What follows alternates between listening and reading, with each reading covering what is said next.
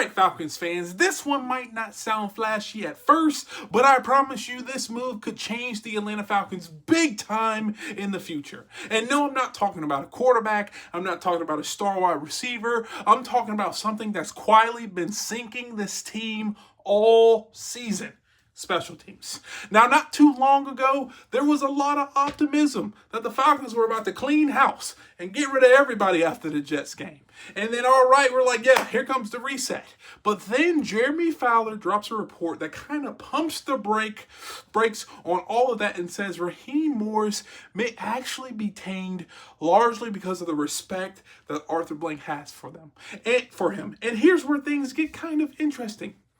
Jeremy Fowler also pointed out major changes would still be required if Raheem Morris is going to stay. And that starts with the offensive coordinator, Zach Robinson, and you guessed it, special teams coordinator. And honestly, that makes a lot of sense. Because if we're keeping it real, special teams have been a problem all year. Missed kicks, bad returns, poor coverage, field position disasters, you named it, and it happened to the Atlanta Falcons special teams this year.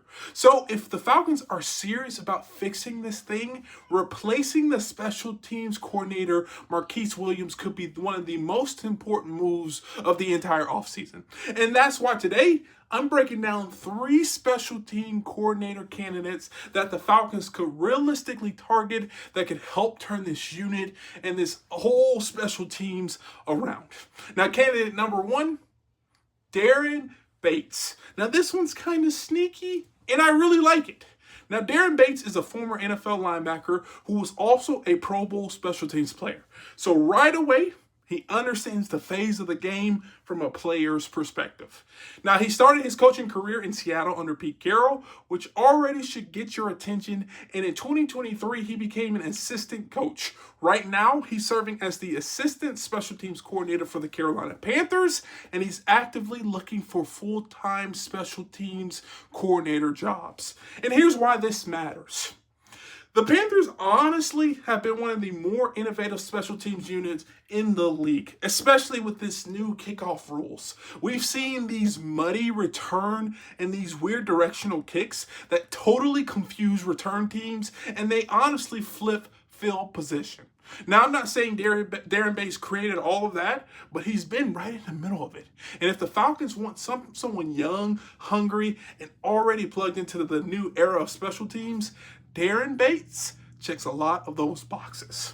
Now, candidate number 2, Darius Swinten II. Now, this guy is experience plus innovation. Now, Darius Swinten was the 49ers special teams coordinator in 2016. Then he held the same title with the Chargers in 2021. And right now, he's with the Las Vegas Raiders as a special teams assistant that's currently serving as their interim special teams coordinator. And here's why that's kind of important. The Raiders might not be good at much this year, but special teams is one of their strongest parts of their team.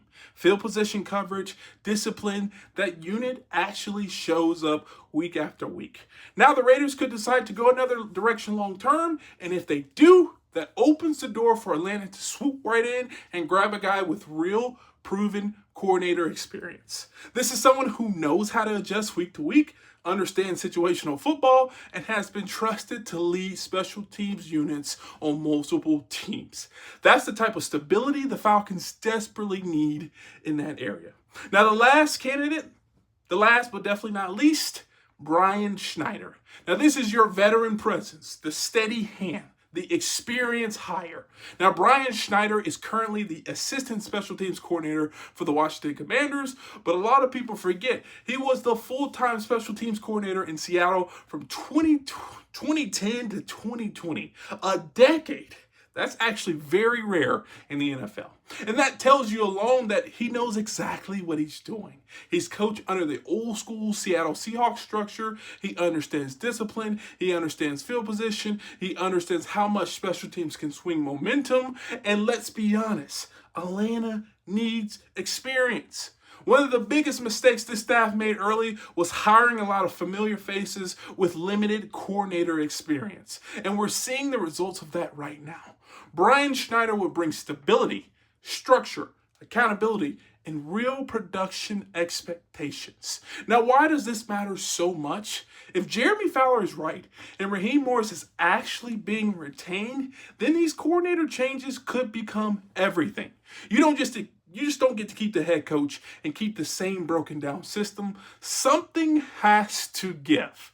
In special teams, that's been one of the quietest but most damaging problems for this team.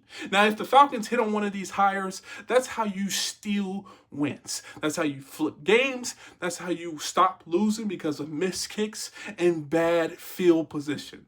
This isn't the best looking move, but it's a more important move, and it might be one of the most important moves of the offseason. And even if the Falcons land one of these guys, that's a big win for this franchise going forward. And if Jeremy Fowler is right, this is the exact type of move Raheem Morris is going to have to make if he wants to keep his job.